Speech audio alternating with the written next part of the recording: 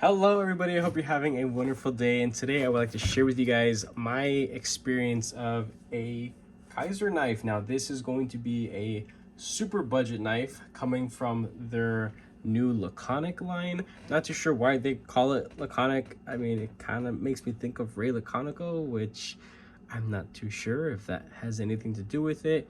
Doesn't really look like it. I don't know why they named it the way that they did, but you know what? I rather have names than just random sequence of numbers. I'm sure everybody's tired of that. Tucson, that's what I'm talking about. Tucson, okay? Mainly them. But anyway, so this is going to be the porcupine, and it is in 9CR18 MOV and JG10. So I already did cut into this and check it out, but I'm recording some stuff because I left out a lot of important information. I was just kind of being awkward about things and just enjoying it. Just got home from work, so I'm a little brain dead. Nice little sticker right here. Now, I'm wondering what that is. I'm not too sure of that model. It's a cool little sticker, right? Nothing crazy. You get this little pamphlet kind of deal going on here. Little Kizer cloth, and then their factory information and other stuff. This little paper.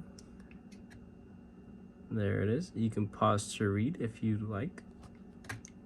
Now, my understanding is the laconic line, and this is another thing that I completely missed on the first run of this, the first take. There looks to be clip screws and 3 body screws. That is excellent. That is wonderful. Any extra little bits, while they may get lost eventually, it is very thoughtful that they include that. Wonderful. This is a budget knife, mind you, a like sub $50 knife, I believe. I'll be linking it down in the description, of course. I got this directly from Kizer, which I don't think I've ever purchased anything directly from Kizer. Mainly it's just dealers, because there are so many different knife and gear online retailers to choose from, and they always have a good selection. But when it comes to stuff that's just landing, just becoming available, when the timer or the clock strikes 0, everybody jumps on it, and this is the one that I jumped on. Now, Kizer isn't a brand that I've shown off too much on the channel, mainly because they come out with so many different models that I would love to get a hold on, but I would go broke. And that's not a good thing, because if I'm broke, I can't buy new stuff to share with you guys and the community. New stuff to check out, fall in love with, or hate and talk shit about. So, you know, there's that. This is absolutely wonderful. Let's go ahead and do a couple little similar size comparisons, at least in the kind of idea and design. A couple little things I'd like to point out. This is a Tucson model TS, I always forget, 298. Kind of like one of their budgety-ish ones that has, you know, titanium 14C. Doesn't cost too much, but very similar. They're about the same length and very similar blade shape. Of course, a super aggressive Wharncliffe, which is going to lend itself to amazing utility, which is awesome. Something else I've been carrying a lot to work, the Miguron QX2.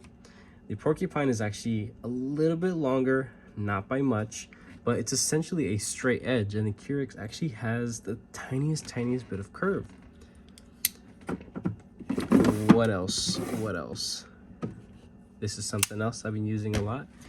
The Civivi Elementum Wharncliffe. So yeah, porcupine is a whole lot larger than it. I'm glad that it is the size that it is, and I'm sure a lot of people are going to enjoy it because it's not a tiny little knife. One of the things that really interested me about this, and typically I go for kind of mid-range, higher-end designs and models, but I really was interested in this one because I wanted to see how it felt in hand, mainly because in the open position, it looks like there's no flipper tab, right? And you get a space to fully choke up on this. There is some light jimping on the spine of the blade. I wish it carried out all the way up to right there. It should have, but at this price point, I'm not really going to complain about that. But you know, again, could have been, should have been. But you can also land further up here if you have significantly larger hands than I do. I wear large to extra large size glove, but I have very slim fingers. So for me, this is just fine and very comfortable. So doing like this, utility score cuts, nice, hammer grip. And the way that this is, you have so much control. You can put so much power and pressure into long push cuts. This is going to be excellent for that, for sure. I definitely like the colorway that they went with. I believe this was the only colorway. They might have an all blacked out one. I can't remember off the top of my head at the moment, but I think this is one of the Laconic series knives that's probably gonna catch a little bit of speed, and maybe we'll see it in a medium tier or even a higher end version. I think this would be sick. Absolutely wonderful if it was like an inset titanium something or the other with maybe micarta overlays, or I don't know. I think the overall silhouette, the design, the way that everything is placed, I think that this is going to be and could be a wonderful middle ground or premium knife. One thing I do definitely enjoy is that on the flipper tab here, there is jimping. While it is light jimping, it is all the way wrapped around. That is excellent. Detent lash. It feels a tiny bit mushy, but because it is on the lighter side, that is very easily tunable as long as you don't have any lock stick coming of that tuning. So one of the reasons why Kizer has been known in the past, again, I haven't checked out many in current times because I've been buying other stuff, but one of the reasons why Kizer, in my opinion, got so popular is because they were one of the earlier budget brand or even semi-premium knife companies that was coming out with insane super drop shitty action almost immediately out of the box. I'm talking no tuning, no extra lubrication. Right out of the box, they were guillotine drop shot. Now, the reason why, and a lot of people weren't really talking about this, was because the fit and finish of the pivot and the tang of the blade, the hole that it sits in, it was kind of loose, so it wasn't machined as good as it could be.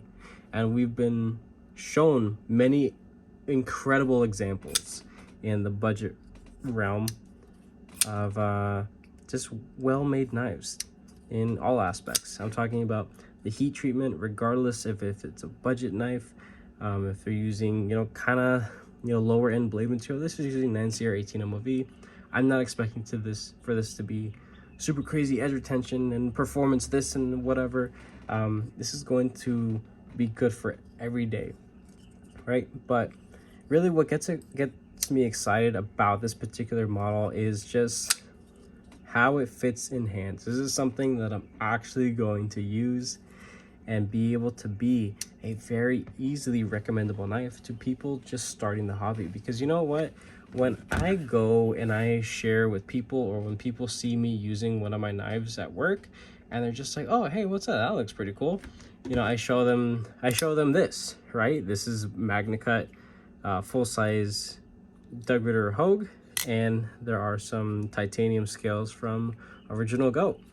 Just trying to explain to them that the scales cost more than the knife itself, it takes way too long to do that. So I think that there is definitely room in the ultra budget territory for things like this to become new flagship models. So again, this being from the Laconic series, I think this is actually going to go pretty far. So this is going to be something that could be recommended to people who are just starting the hobby and want to get an absolute beater knife that's actually going to be safe and good to use. So take a look at the finish on the blade. It is satin. I'm not the biggest fan of satin, but at this price point, I'm not going to complain about it. I can do acid stonewash if I choose to do so in the future. I like that all the hardware and the one liner on the one side is black. Nice little contrast against this beautiful JG10.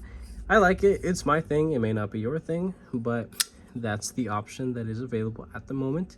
On the show side, it is solid, which you don't see that too often. That's nice. I like that.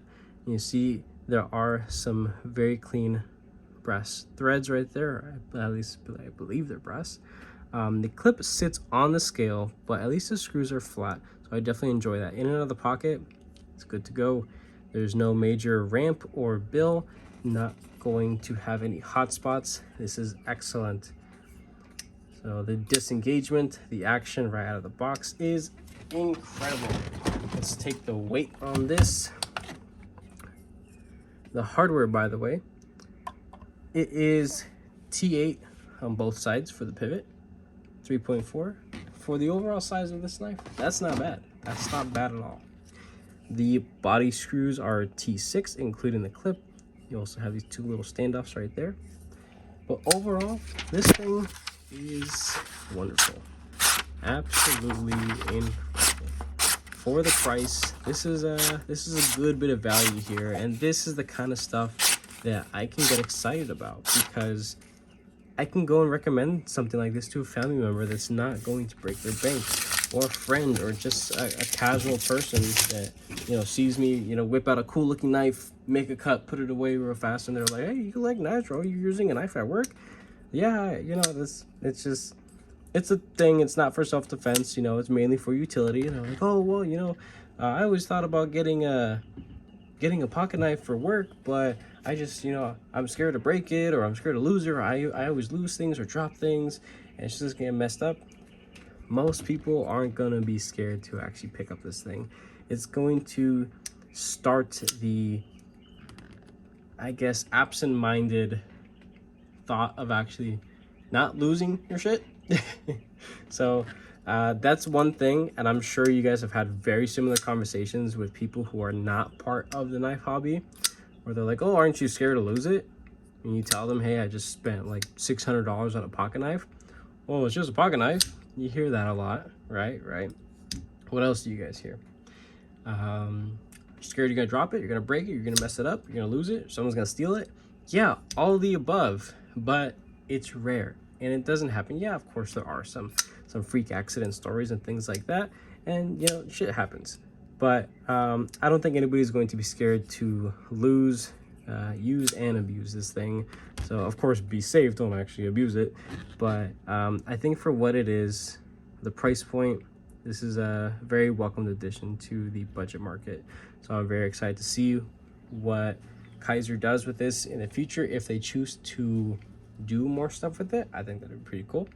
If not, and they just leave it here in the Laconic series, even still, I believe this is going to be a highly recommendable knife. Of course, I'll be taking this to work, using it, eventually disassembling, sharpening it, things like that. The sharpening tool and plunge grind is done fairly well. You can probably get 2, maybe 3 sharpenings if you keep the angle. If you lay it back, probably just 1 sharpening. So that's, you know, up to you for sure. If you guys like this little unboxing, go ahead and leave a like down below. If you are subscribed already, thank you so much. I appreciate all your guys' support and your patience, of course. If you are not subscribed, consider subscribing, because I have plenty more videos and content coming your guys' way. And with that being said, have a wonderful rest of your day.